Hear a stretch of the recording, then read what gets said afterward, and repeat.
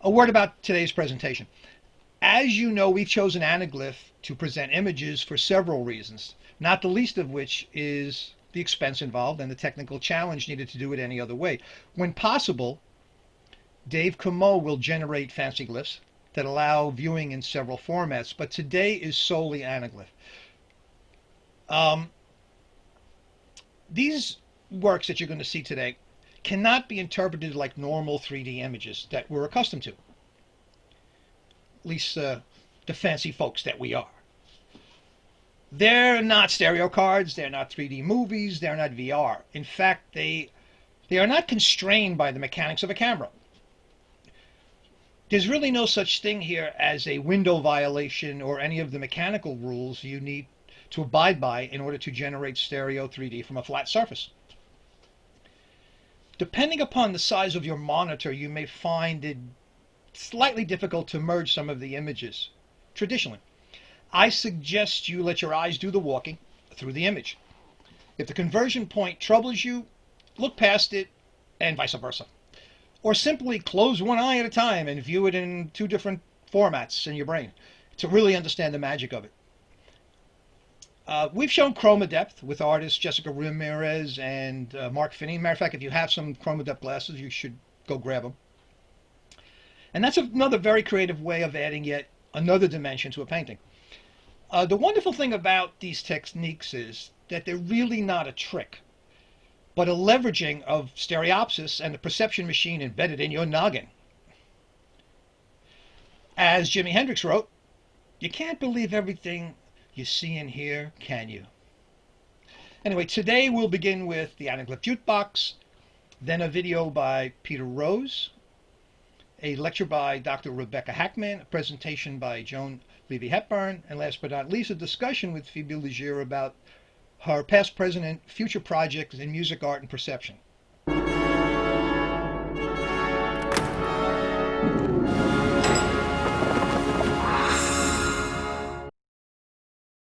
Welcome to today's edition of the Anaglyph Jukebox. You never know what you'll find on the old jukebox. Let's press B31.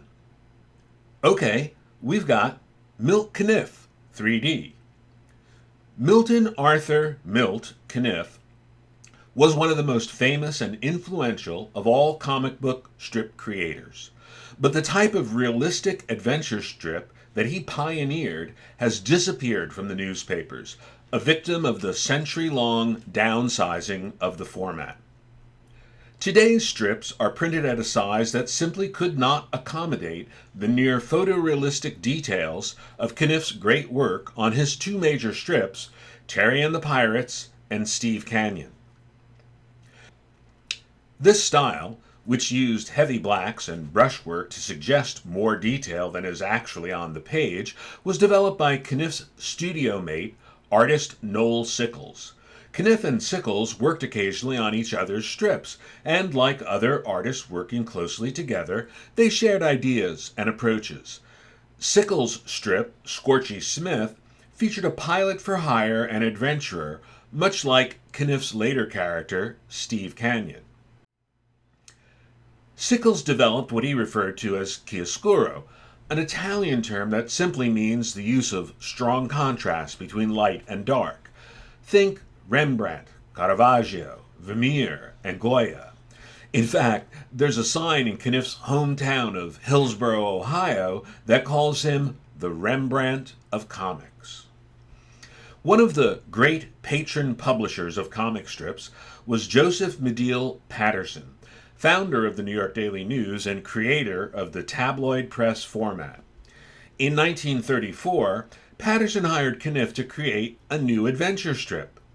A 1947 Time magazine profile of Caniff explained the origin of Terry and the most famous supporting character in the strip's run, the Dragon Lady, this way. Patterson stared coldly at Caniff and asked, "Ever do anything on the Orient?" Caniff hadn't. "You know," Joe Patterson mused, "adventure can still happen out there. There could be a beautiful lady pirate, the kind men fall for." In a few days, Caniff was back with samples and 50 proposed titles. Patterson circled Terry, and scribbled beside it, "and the Pirates." Terry and the Pirates was a hit, and it made Caniff nationally famous. Yes, there actually was a time when successful strip cartoonists were hugely popular public figures in America. Caniff stayed with Terry through 1946. He left to create a character that he would own outright. Marshall Field, publisher of the Chicago Sun, gave him that opportunity, almost unique in the industry at that time. Caniff left Terry in December 1946 and started his new adventure strip, Steve Canyon, in January 1947. This, too, was both national news and a major success for Caniff, who was now at the very peak of his career. Millions of fans across the country followed Steve Canyon's adventures daily and in glorious color on Sundays, just as they had followed Terry and the Pirates for years.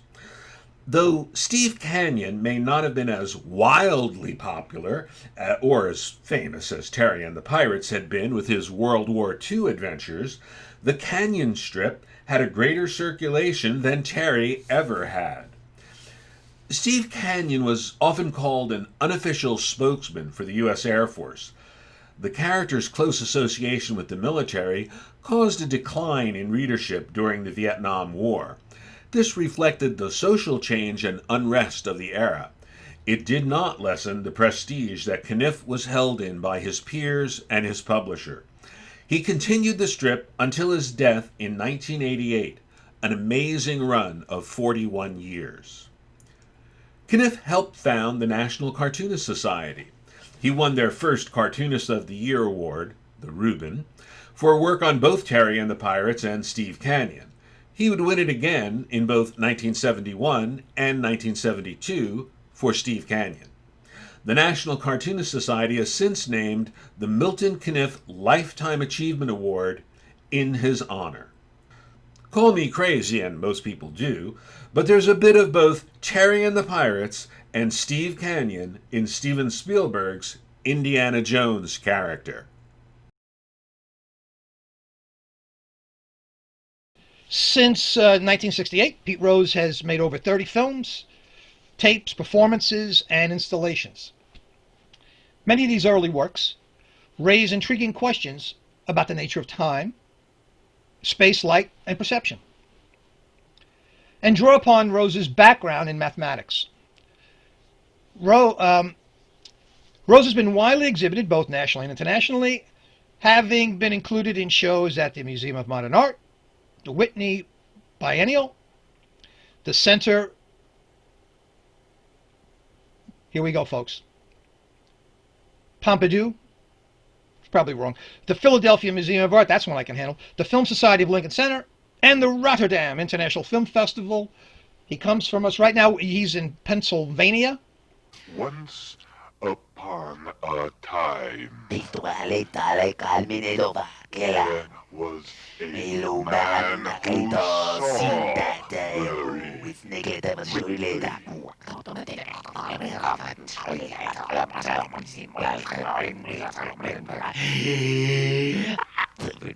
the verticality of time. Was a precipice. Whose intimate services been privileged to explore. And in its fractures, he found a secret connection between all things. An edge, an edge, an edge whose labyrinthian, labyrinthian, labyrinthian, labyrinthian, labyrinthian, labyrinthian contours define an enigma. in another language.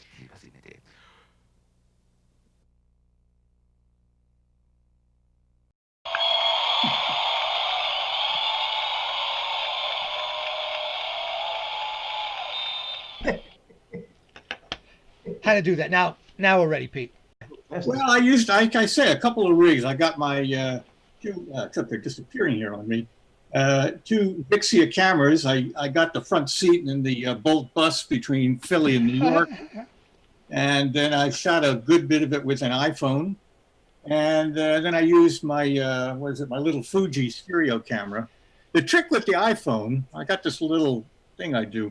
If you're traveling laterally and you just shoot a straight shot and you take that tracking shot and you put it on 2 tracks and you delay one of those tracks by 1 frame. If you're traveling at like 30 miles an hour, that's 44 feet a second. So in 1 frame, you're going about 1.5 feet. So you get, a binocular perspective depending on how fast you're going, and you can render that in 3D rather easily. So again, this was shot on an iPhone. Hey, Pete, you actually invented pulse rig. What is that invented? John will explain it to you. Yeah, thanks. That's perfect. Right? Kind of. It's a pulp, which is different, but it's actually brilliant. Yeah. Right. Yeah. Because it is. Instead of putting it in the brain, okay. Now that Fred put me on the spot, exactly. Instead of it happening in the noggin, it happens actually in the editing. Yeah, in the editing. It's right. Yeah. Yeah, I know about the Polfricht effect. Yeah, you're right. Absolutely. Mm-hmm. Yeah. Hello, everyone. I'm very honored to speak at the New York Stereoscopic Association for the 2nd time. The first time was at the National History Museum in 2002, I believe, when I was still living in New York. I'm an artist, professor, and writer, and stereo 3D has been my passion since I first found out about it in London in the early 90s. This presentation is short, so I will launch right into my talk, which is entitled Stereo, Photography and Film as Conceptual Art. It was given at the NSA conference, which was held online in the fall of 2020. The history of photography until the 1990s has often been presented from the viewpoint of technological advances, cameras, and processes. Unfortunately, stereoscopy has suffered a similar dilemma. The stereoscope and its use has been historicized through the lens of commercial success and applications, as well as technological changes. Yet all along, artists have employed 3D and the stereoscope as a working instrument in their art, conceptually. Some artists have even made the stereo effect purposely go wrong in their practices in order to talk about perception and human anatomy. In this talk, I shall redress the historical imbalance and give a preview of my forthcoming book, published by Intellect, that surveys artists who use 3D in their various art practices.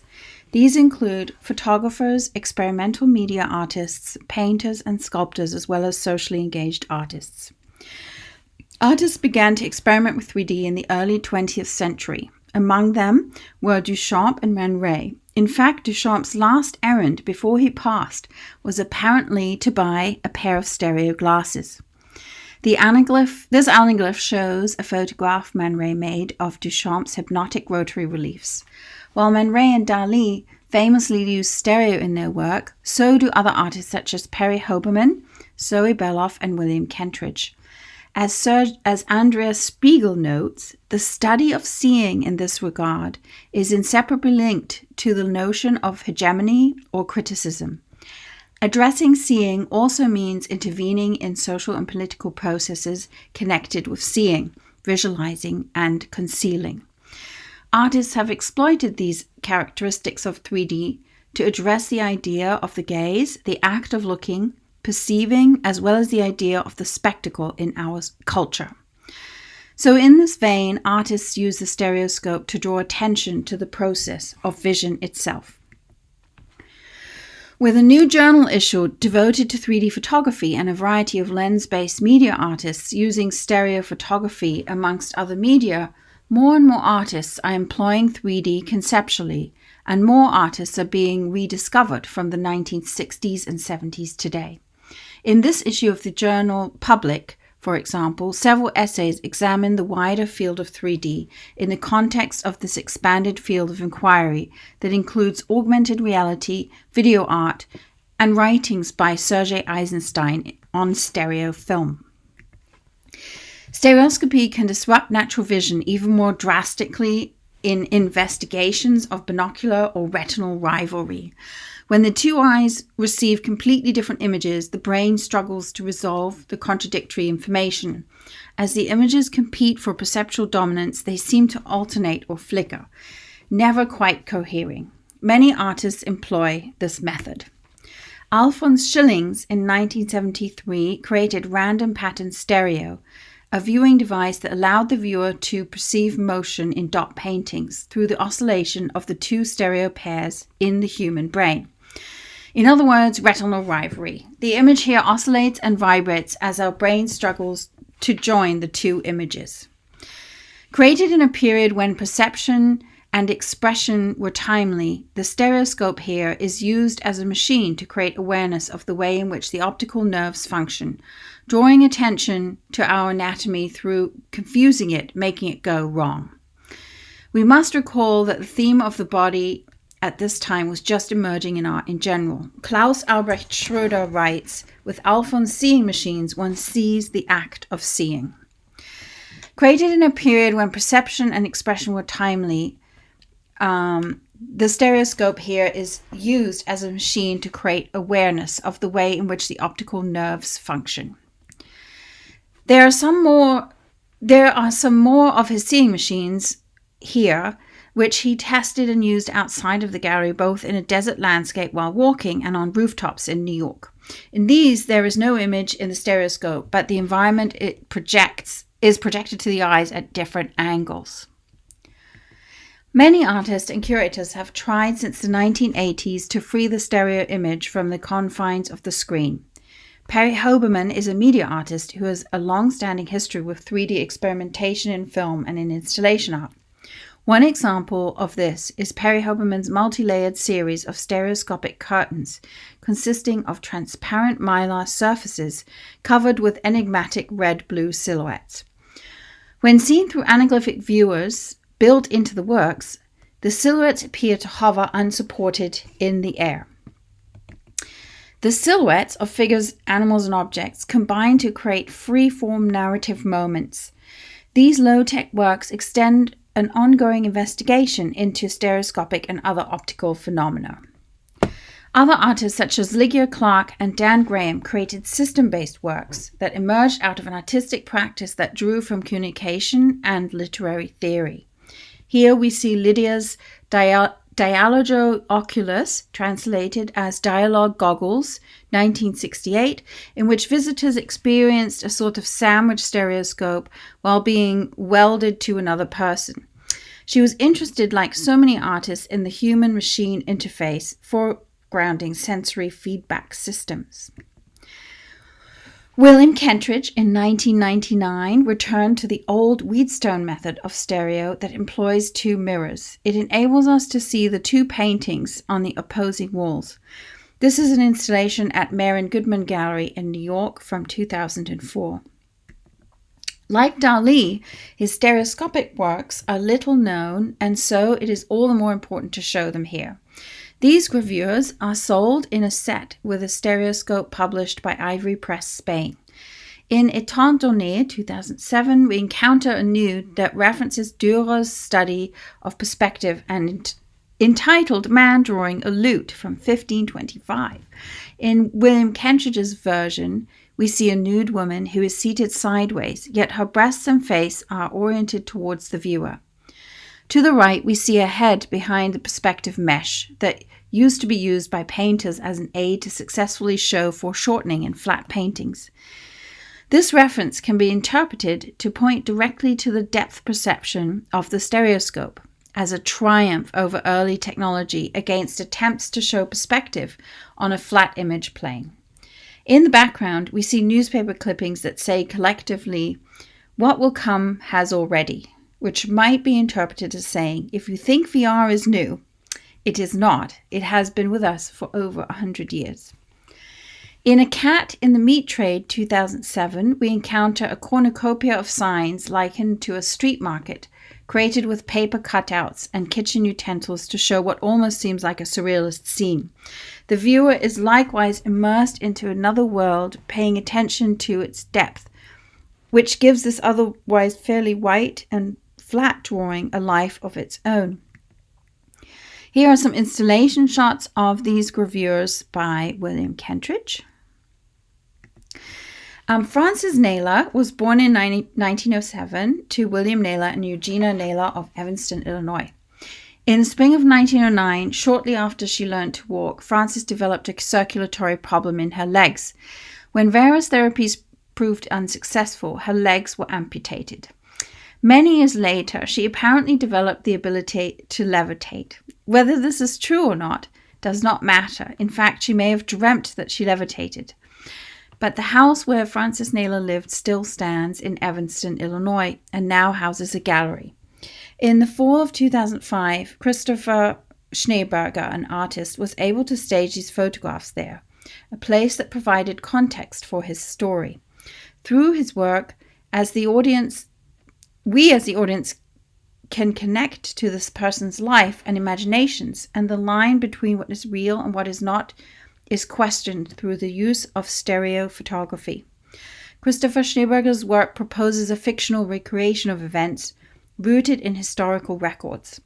One concerns the death and the reappearance of a twin, the other levitation. What is unique is that he creates an archive room of sorts, a diorama to show the work. He then also publishes the stereo works as stereo reels, the circular 1950s Viewmaster slides pictured here. Creating a system of dissemination that emulates an archive, making you believe it's true, and various periods of stereoscopy. The work, in many ways, is performing the stereoscope, straddling the line of documentary and fiction. These images by Christopher Schneeberger evoke historical and recreated constructed photography all at once. They represent a frozen fantastical realm into which the viewer enters, yet their overt articulation of the historical accounts of these events roots them firmly there. The thing that is jolting, however, is that she has no legs. The 3D version enhances this jolt. Roland Barthes might call this the punctum of the image. He notes that the punctum stings the viewer. It consists of some detail and occurs when there is a match between the signifier and the scene in the photograph, and a scene in the viewer's memory. The reason why we can all feel this punctum is because we hardly ever see levitating humans.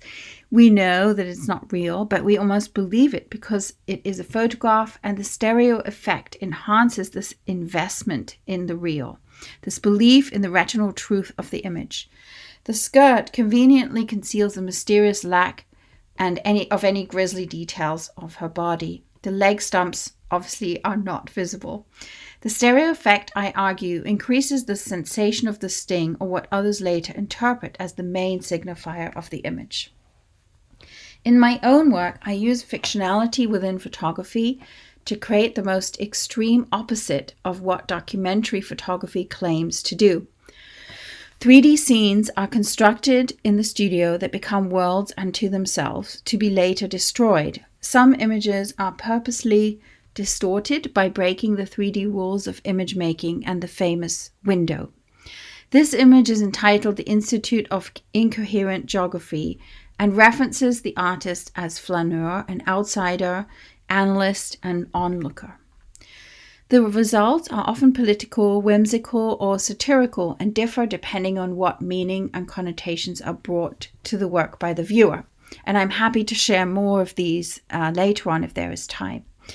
The addition of a non-descriptive text taken from old literary sources adds to the multifaceted connotations that arrive from the work and disrupt the way the text usually functions as a descriptive caption. I have also used stereo in public space to evoke the past, in this case a demolished neighborhood in old Chinatown in Philadelphia. The stereoscope of Susan McWilliam represents a form that occupies a place between the tangible imagery and intangible impossible imagery. It presents an illusion that is paranormal, just as paranormal activity does. We know the three-dimensional object is not really there, but our body makes us believe that it is, leaving a question mark. In Headbox, an installation of various contraptions make the viewer uncomfortable. The stereoscope here is part of the overall installation of monitors, is mounted too low in order to purposely make the viewer uncomfortable.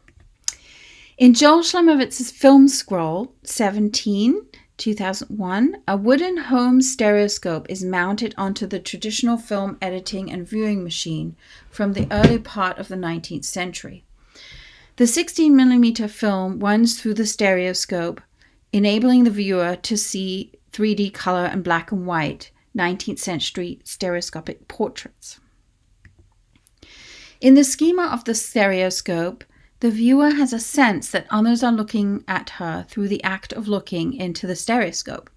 Christopher Hoe, in his essay, observes the same phenomena when he notes that the stereoscopes cater to two viewing distances, far and near, alternately bleeding into their context or presenting private interior worlds. The act of viewing then is transformed into a spectacle of viewership, watching people look and then being watched while looking. The artists who use 3D today often use it to play with these very attributes of 3D photography, the retinal truth factor and its ability to reveal more as a photographic object than a real live object might. In the case of Ethan Turpin, imaginary historical events and narratives are constructed using the visual and rhetorical language of the 19th century through contextual writing on the back of the stereo card. We are presented with authentic stereo cards oriented on the back with letterpress, just as the 19th century ones were. The entire enterprise is constructed for the viewer to decode or discover, yet as we find out, they have been manipulated, elements inserted, and text ironically twisted. Here's one, it's called Fire and Ice, that he's made. And you can see more of these on his website. The text and the language are very 19th century. Colleen Wolpert's work, Red Twin, Blue Twin, takes on a more personal tone in that it explores the idea of the double, a duplicate of oneself or the other. The work consists of stereo cards that show her and her twin sister, each on one side of the card joining them into one person in 3D. The work is an exploration of the uncanny likeness her twin sister had to her, even though her parents had been told they were non-identical fraternal twins. A test later revealed that this was incorrect. In a premonition, these stereo cards prove, in a sense, what she already knew, that they are identical twins. When viewed in 3D, the images oscillate and perform retinal rivalry. Zoe Beloff is an artist whose work also plays with the past, but occupies itself with the psychological and the paranormal. She describes herself as a medium, a conduit between past and present, real and imagined. In her stereoscopic films, we witness constructed narratives of Freud case studies employing stereoscopic celluloid film and sound performance. In the Whitney Biennial 2002, her work was performed in a cinema with 2 film projectors, a spoken narrative, and a gramophone that she operated live over the silent 3D film. The film was projected using 2 projectors and was crisper and more vivid than any other 3D film I have seen since, including Disney productions. And in closing, I wanted to call attention to Ken Jacobs' film, Capitalism, Slavery. And I can share this in the chat later. It was in the Venice Biennale. And in it, he converts a traditional stereo card to a looped video. And it's very interesting. I'm hoping to be able to show it later. I would like to say that there are many more artists I wish I could have included, but due to time constraints, I could not. The book is going to be entitled Untangling Another Dimension, Experimental 3D Photography, Film, and Art Practices by Intellect Books, and it will be out in about 12 months. Thank you so much. My name is Joan Levy Hepburn, and I've been a painter and a musician for my entire life. Until March of 2020, I was performing in a trio called the Bouchard Brothers with Joe and Albert Bouchard. But then everybody started fearing the Reaper, and we had to stop doing our live performances. It's also been difficult for me to share my paintings with the world because they're based on the physics of light and they really need to be seen in person. So isolated here in the woods in Connecticut, I feel like I've become the tree that's fallen in the forest. I've always been curious about how paintings and music can stir emotions and create a perceptual experience that is equal to nature. The best paintings present a real physical sensation rather than a depiction of one. And music is most powerful when it moves the soul. In my first 15 years, I was trying to figure out all of this on my own. But then two amazing people crossed my path and became mentors for the rest of their lives. Willem De Kooning, the 20th century master of abstract expressionism, and Dave Van Ronk, the legendary bluesman of Greenwich Village. With their help, I began to understand the similarities and structural dynamics of light and sound. For the last 50 years, my palette has been based on the physics of light and relationships of musical tones. Due to the time limit on this presentation, I'll move ahead to 2014, when I began painting the Stream series, and explain how that evolved into making stereoscopic anaglyph oil paintings. The Stream series is inspired by an actual stream next to my studio. The design of a stream is sculpted by the flow of water, depositing and removing rocks, pebbles, and sand along its floor. The grisaille foundation of the painting found its form by the flow of stream of consciousness, drawing and erasing marks onto a surface reminiscent of the art in the Chauvet caves. With the introduction of color to the canvas, aspects of the cave wall remain visible to create a layer of history and memory of human culture. The sunlight bounces off of the stream floor and turns pebbles into glowing amber and gold. In the shallow depths, ambiguous forms emerge in clear magnification and diffusion, while the visible movement on the surface captures a record of time in the world above the water. The content of the paintings includes random points in the timeline of art history, the geology and biology of the planet, and dreams and memories revealing the continuity of life.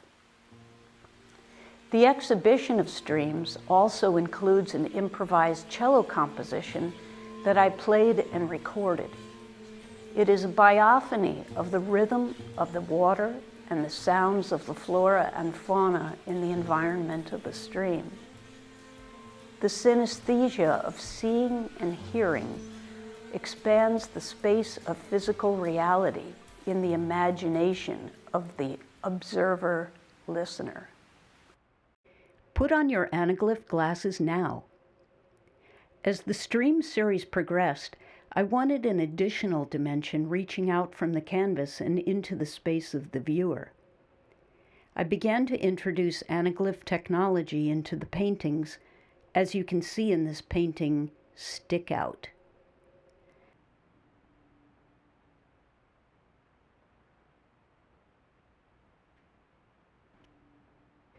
The next painting, On Thin Ice, uses the 3D illusion to cause some tension with the consequences of standing on thin ice in a stream.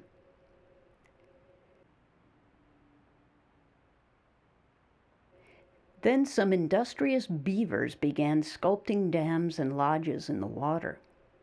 I filled the pictorial space with the anaglyph, and the subject of the painting is seen from the point of view of the beaver in his environment in the water.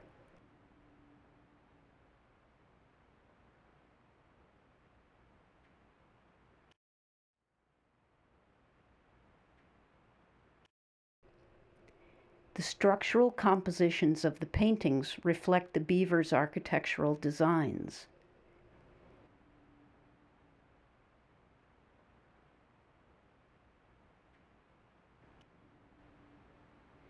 The beaver lives in the center of the mound of mud and branches. Allow your eyes to adjust to the 3D illusion of the foreground grasses reaching out into the space in front of the canvas. Behind the grasses are the canals that the beavers have dug to enter the lodge from below the surface of the water. Anaglyphs and oil paintings each have their own sets of rules in the creation of an image, and these paintings are hybrids of both. Drawing, color, and texture place forms in space, but the material reality of the paint stimulates all of the other senses, and the mind fills in a lot of information to complete the perceptual experience for the observer.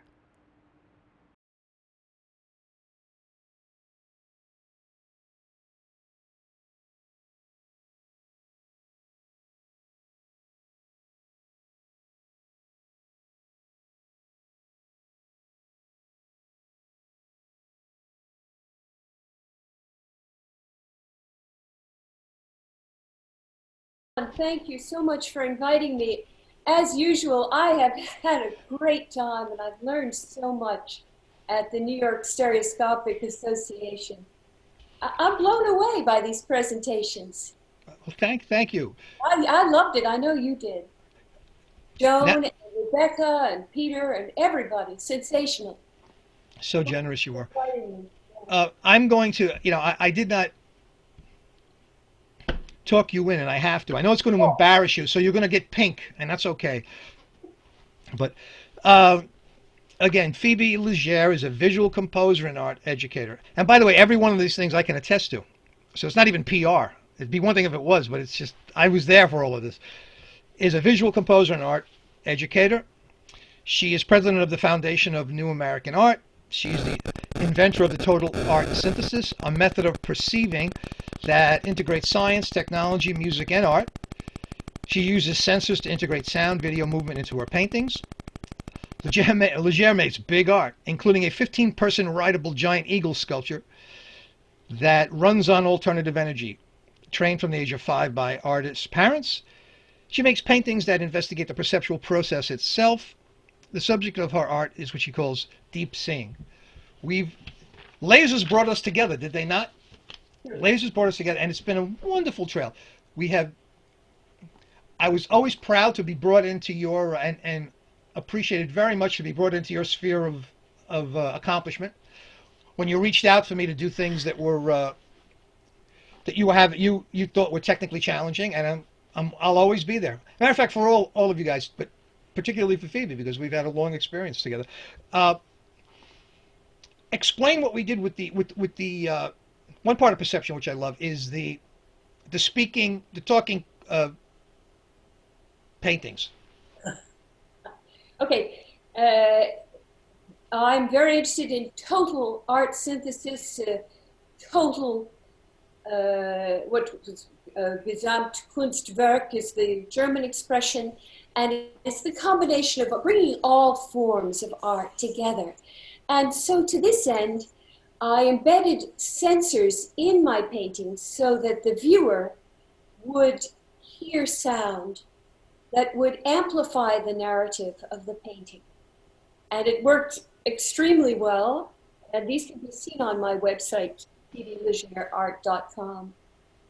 I'm really fascinated by the eye, and we all know that the eye is perhaps the most interesting of all the optical instruments. I use a lot of the qualities of the physics of the eye and image formation in my paintings, which I call quantum paintings, because I show historical events and fictional historical events occurring all at the same time. I'm from the Abenaki tribe.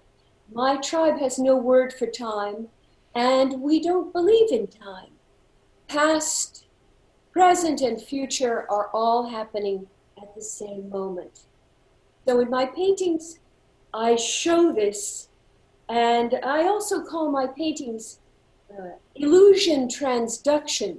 We all know the transduction that occurs in the eye as the light photon enters the eye at the speed of light.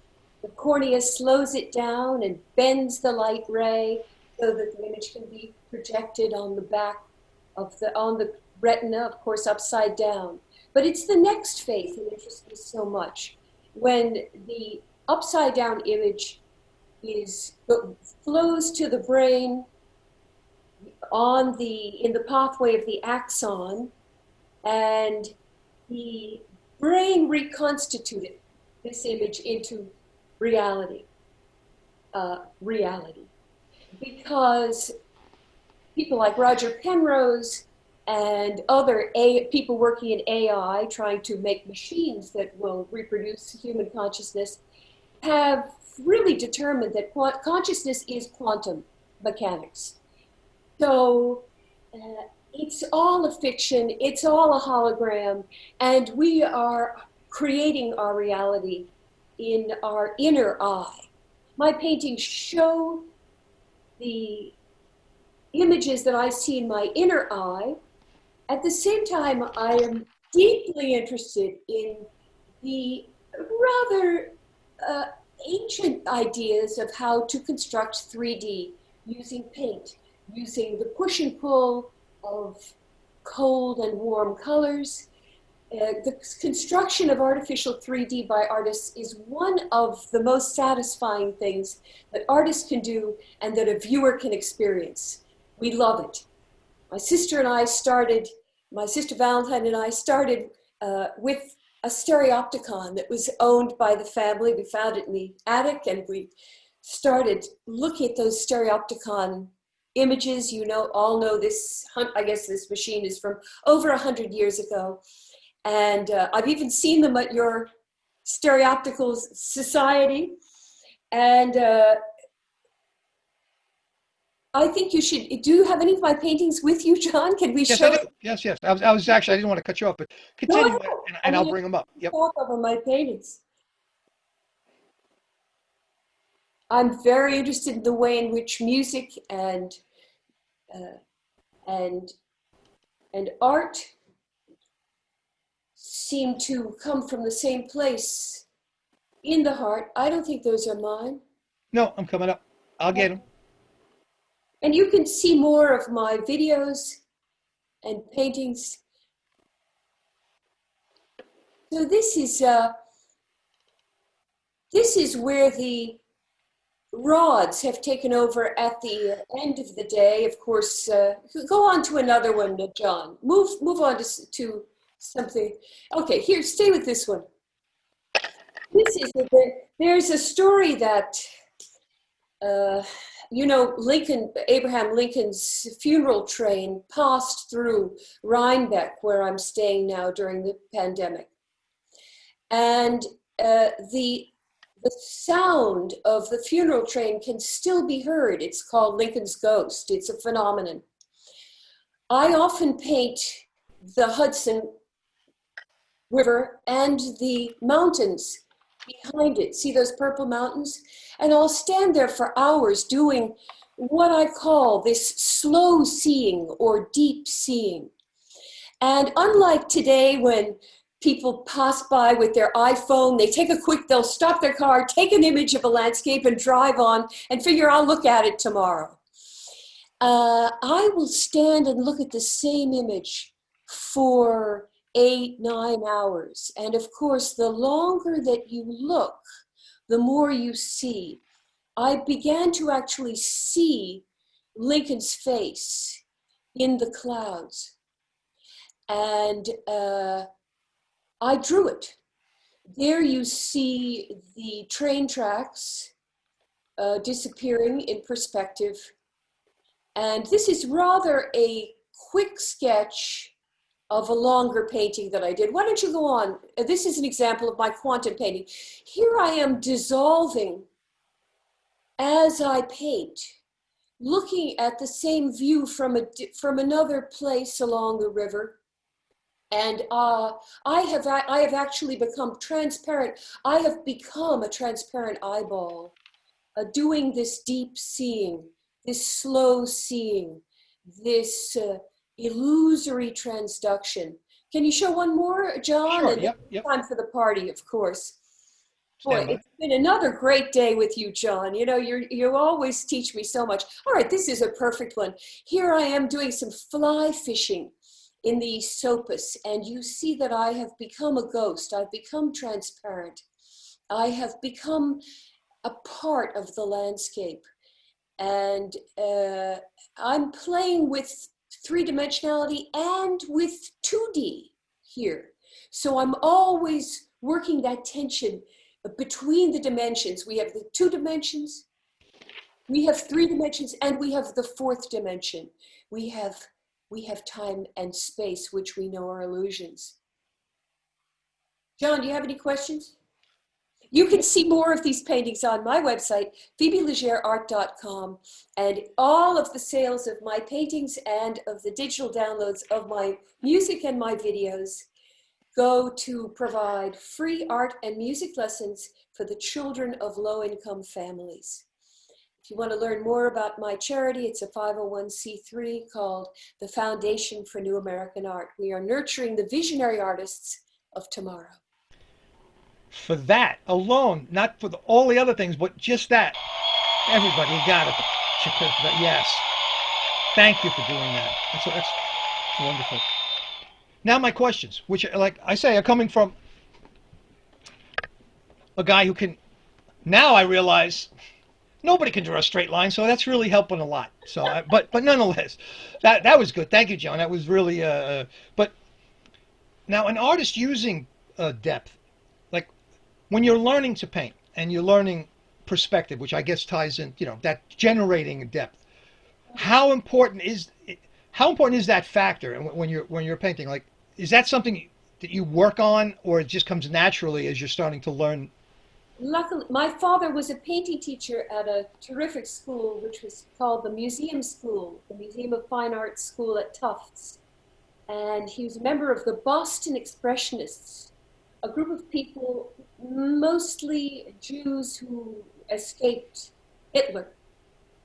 And they brought their whole notion of German expressionism and art as social justice commentary, art as a way of changing the world. They used old master techniques. And from age 5, my father taught me how to paint in oils, how to draw in perspective, that it is a mathematical process. Mathematical process. 2 eyes, you love it, I know. And the way in which you can use color, as there's color perspective. One of the most fascinating things about landscape painting, aside from all of the conservation issues that we can bring into it, all the political issues, is that when the eye unfolds into the distance, that is when the lens is at what we call total relaxation. It is the most relaxed that the oculus of the eye can be. So those extensions into the infinity of the distance are very, very sad, feels good. And moving from that visual acuity into these vast distances to the physical impulse of trying to guess that, trying to capture that color. And that's tremendously satisfying. So I love to use machines, I love technology, but nothing can beat the old hands-on sensual delight of the tactile surface, moving within the materials of paint. Incredible. Joan, I have a question for you. You explain what you did with the. You have to unmute yourself.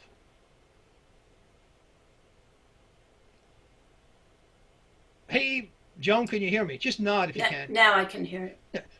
The story about buying the gadget. Oh, the pseudoscope. Explain that just quickly for us. Well, I was watching Netflix or something program about an art critic that does a lot of sort of art historical documentaries about different artists. And he was talking about Cezanne lugging up a huge pseudoscope that was, like 2.5, 3 feet wide up a hill to where he would look out at Mont Saint-Victoire and make these paintings. And he absolutely, the chances that he ever did that is really nil. Because... But you went and bought one. Yeah, because I keep an open mind, I never stop studying. I read everything, I look at everything, I listen to people, and I keep an open mind. But when I saw this, I said, this guy has no idea what it would be like for Cezanne to just lug his art supplies up to the top of that hill to do the painting. There's no way that he lugged up this gigantic pseudoscope. And besides that, Cezanne was a masterful seer. He did not need a pseudoscope to see what he was seeing. So I said, well, I don't know what a pseudoscope is, so I have to get one and study it. So I Googled it, and I found one person in England who sold it. And on the box, it said, Cezanne might have used this because it was invented around the same time that he was painting. So the man who sold it to me was really, we talked on the phone for a long time. He was very helpful. And he gave me the name of a person who built this thing and sold it at his shop. So he put me in touch with him, and I said, where did you get your information that Cezanne ever used this pseudoscope? He said, I didn't imply that he actually did. I implied that what you see through the pseudoscope will show you the way the world looked to Cezanne's eyes. So when I was 15 or 16 years old, De Kooning, who was also very influenced by Cezanne, you talk about perspective. Renaissance perspective is a mathematical concept. It's not exactly how we see. It's a mathematical concept. Cezanne was really the first person to blow Renaissance perspective out of the water and say, we don't see like that. We look into the distance, and the distance looms up, and the foreground drops into our peripheral vision. We look at something close up, and the distance drops away. So there are multiple focal points in a Cezanne painting, and there's this hydraulic pushing and pulling on the surface of the canvas, giving you a physical sensation of reality. So particularly in Cezanne's still life paintings, a lot of people will see, fruit and bowls and cloths and pictures on a table. Those are just vehicles for Cezanne to build form on a two-dimensional picture plane. What's interesting is the way that he connects all of these nameable objects with verticals, horizontals, diagonals, cubes, triangles, pyramids, spheres, circles, all these geometries that unify the whole picture plane into this geometry. And what happens is, when you create the illusion of wanting to go in, you go bonk and you hit the canvas because it's a two-dimensional surface with the illusion of a third dimension. But the irony in painting, in modern painting, is that the more you become aware of the two-dimensional picture plane, the more it increases the illusion of depth perception. So he ties moving through all those spaces with very two-dimensional geometries. So, in order to paint like Cézanne, I read somewhere, let me Google it, good painters copy, great painters steal.